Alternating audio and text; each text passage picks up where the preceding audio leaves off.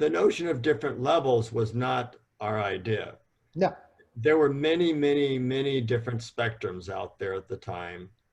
And they talked about different levels of influence.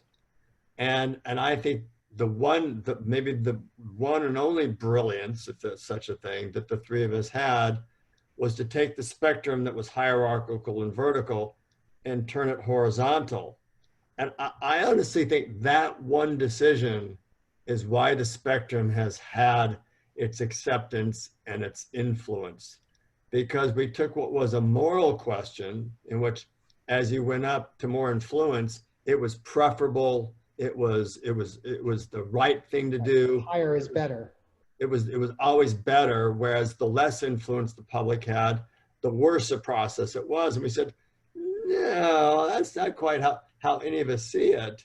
It's each one of those processes has its purpose, and it's lots of times decision makers have zero capacity to do empowerment or even collaboration between legislative mandates and legal mandates and a whole host of other things.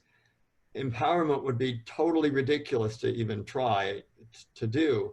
And once you realize that, you can't take a hierarchical approach to it. The other piece of it is, as you said, we focused on influence, not process. We focused on the outcome, not the process, for process sake. And once you do, and then if you go back to the foundation saying it must be objective driven, it became the tool by which you figured out what your objectives were and therefore what process would make most sense. So it just kind of all came together and worked really synergistically.